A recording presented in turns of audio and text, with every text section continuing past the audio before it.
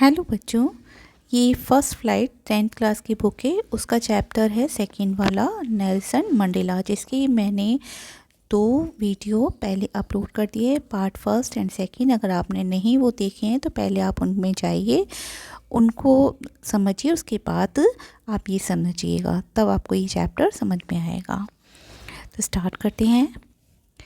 Daddy had come about through the unimaginable sacrifices of thousands of my people whose suffering and courage can never be counted or repeated.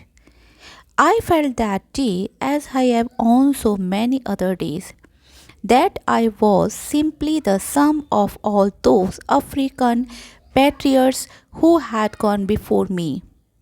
That long and noble line ended and now began again with me. I was pained that I was not able to thank them and that they were not able to see what their sacrifices had wrought. That day had come.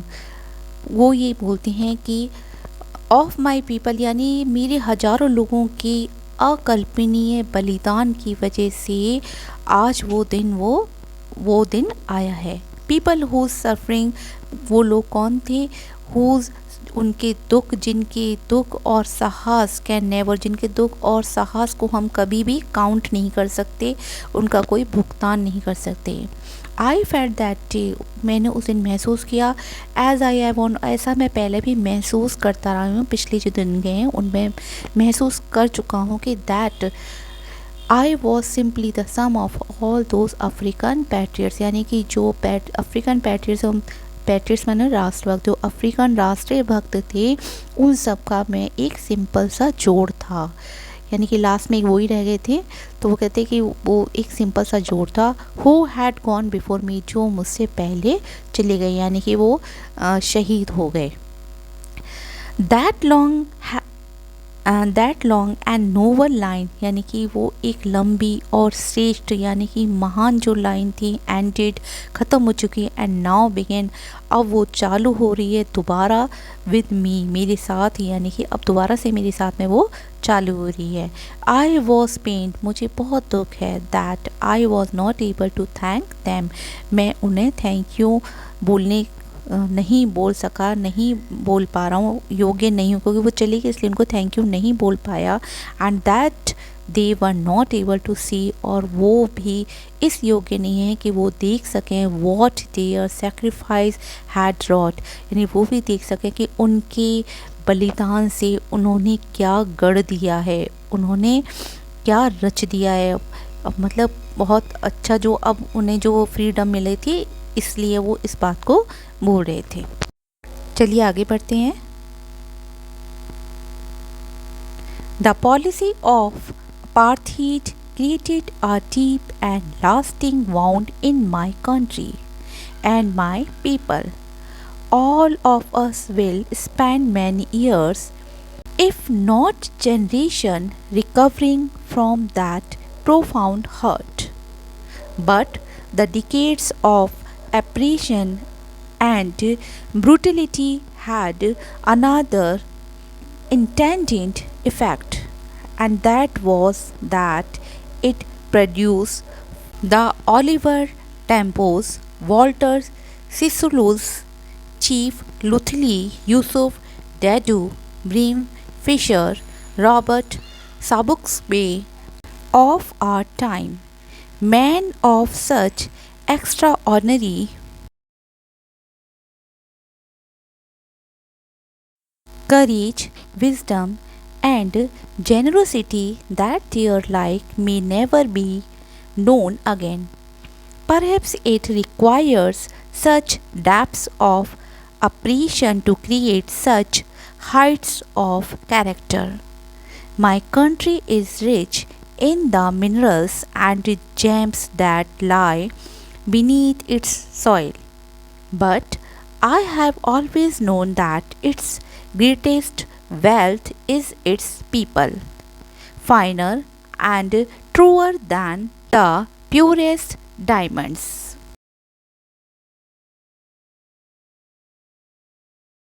The policy of apartheid create, जो रंग भेद की नीति है उसने मेरे देश और मेरे लोगों में एक गहरे और स्थायी घाव बना दिए हैं।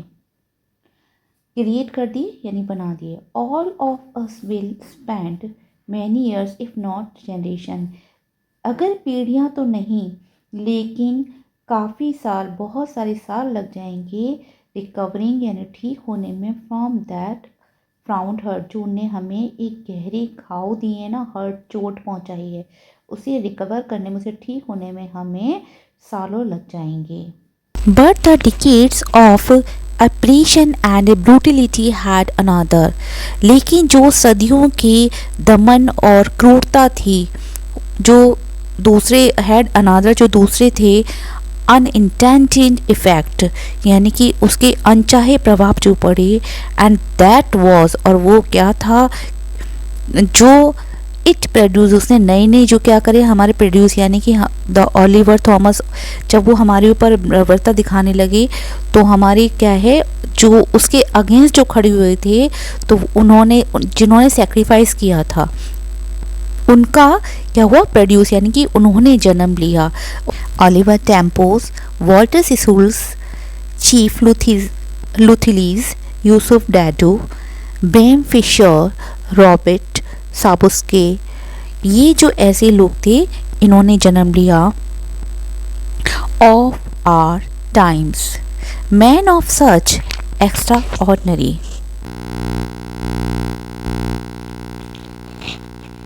Man of such extraordinary, यानी कि जो एक्स्ट्रा असाधारण, इतनी असाधारण साहस, करेज साहस, विजडम बुद्धिमान, एंड जेन्युसिटी यानी उदार, इतने असाधारण साहस, बुद्धिमान और उदारता के व्यक्तित्व, दैट देयर, यानी कि उनके नेवर नोन अगेन, उनके जैसा दोबारा नहीं जाना जाएगा, यानी कि उनके जैसा अब इतने महान हैं, बुद्धिमान और साहसी और उदारता वाले व्यक्ति थे, तो नेवर बी नोन अगेन, दोबारा कोई भी नहीं जाना जाएगा। तो इसका मतलब ये है कि अब वो शायद ऐसे लोग पैदा ही नहीं होंगे।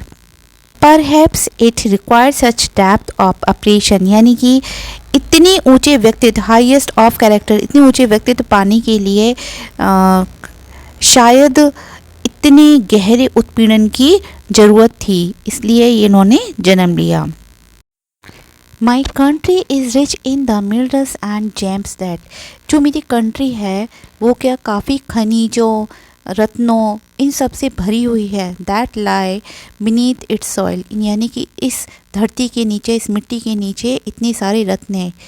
But I have always known, लेकिन मैं हमेशा से जानता था कि it's greatest wealth it's people, लेकिन इसके जो लोग हैं वो सबसे महान है, वो सबसे अच्छी वेल्थ है, यानी कि यहाँ की समृद्ध हैं। Finer and truer than the purest diamond, finer यानी कि बहुत अच्छे और सच्चे, then the purest diamond, pure diamond से भी ज़्यादा यहाँ के जो लोग हैं बहुत ही अच्छे और सच्चे हैं। तो बच्चों आज बस इतना ही, अब बाकी का हम नेक्स्ट पार्ट में कवर करेंगे। थैंक यू बच्चों।